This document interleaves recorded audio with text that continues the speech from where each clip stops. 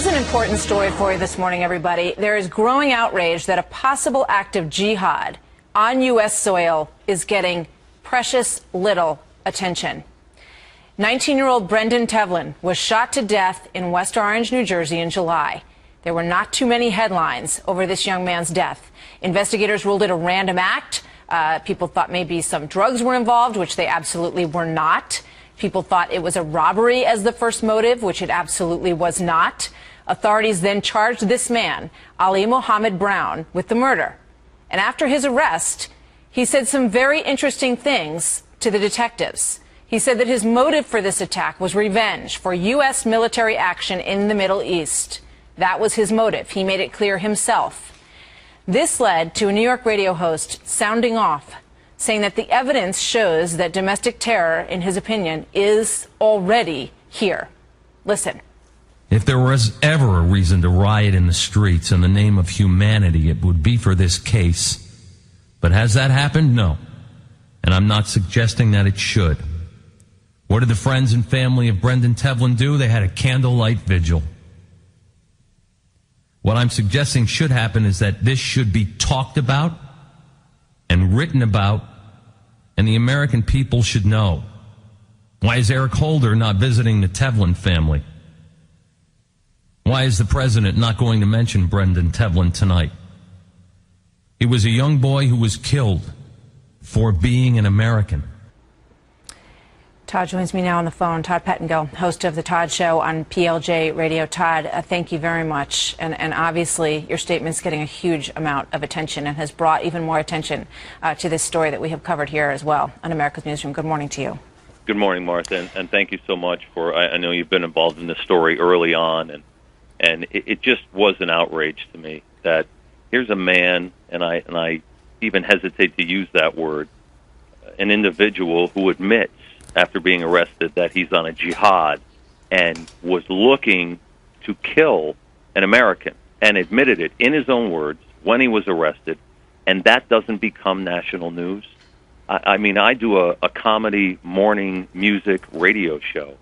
I happen to have a personal connection in that my daughter knew the Tevlin family, and that's how I first found out about it. And maybe I wouldn't have even found out if not for her, because the coverage of this story has just, up until now, and thank you for picking this up, and I know you've been an early advocate for Brendan Tevlin and the entire family, but where is the outrage?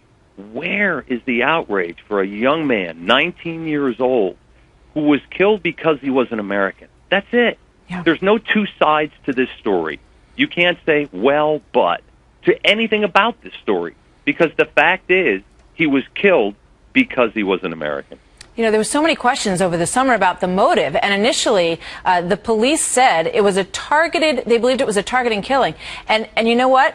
Everybody who heard that, and perhaps understandably so, thought, oh, well, maybe this kid was, buying some pot from somebody and it went bad. But that was absolutely not the case.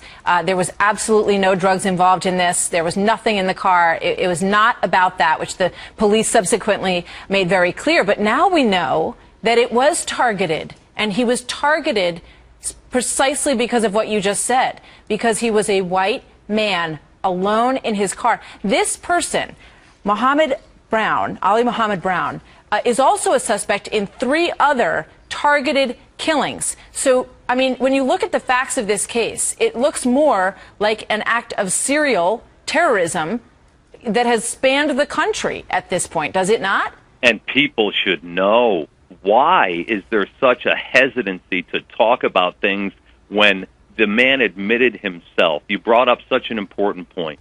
The family, and I only went on the radio with the permission of Brendan's mom. I called her the night before and I asked, would it be okay to discuss this, because I'm outraged. And the word targeted was really, I think, an important point for them. Even people that knew the Tevlin family, even people that knew this was the kind of kid you want your kid to grow up and be, had a moment where they said, boy, I wonder if he was involved in something. And nothing, as you pointed out, could be further from the truth.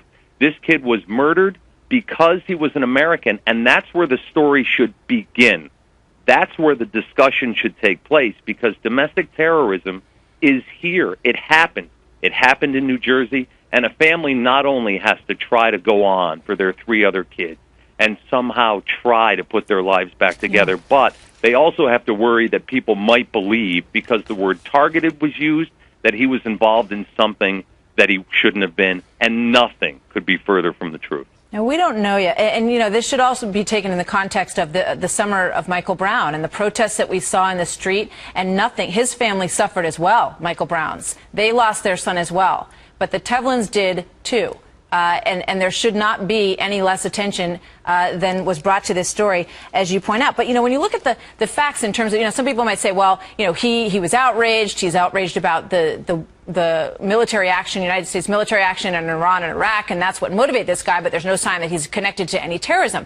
A, we don't know that yet. We don't know who he listened to. We don't know who he followed on social media. We don't know those questions yet. And it reminds me in some ways of Nidal Hassan, who acted independently, but who had been following a number of terrorists in his own way. It also reminds me of the military recruitment shooting, the drive-by shooting that happened in Little Rock, Arkansas in 2009, which was another random shooting that was motivated by Islamic jihad, essentially.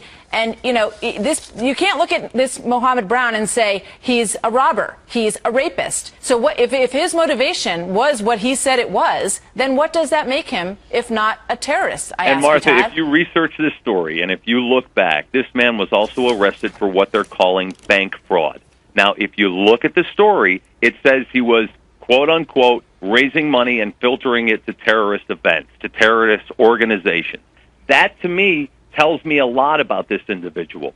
And it simply said, clearly an act of domestic terrorism. This guy went on a killing spree. He fled Seattle. He avoided law enforcement officers there to come back to New Jersey, where he had roots, and then laid in wait to attack an American. That's what he did. It's plain and simple in the facts, and I hope now more people will use the hashtag Brendan Tevlin, will go to Facebook and check out the page that's been dedicated to him, which is Good Vibes and Easy Living.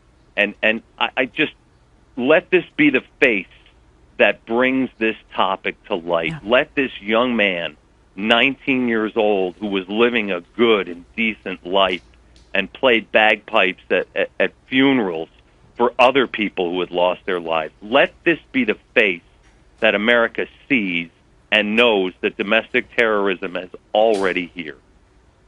Todd Pettengill, thank you very much for being here today. We are very glad to talk to you, and we hope you continue to speak to everybody and get the word out as you can. Important story. Thank you very much, Todd. Thank you, Martha. God bless. You bet.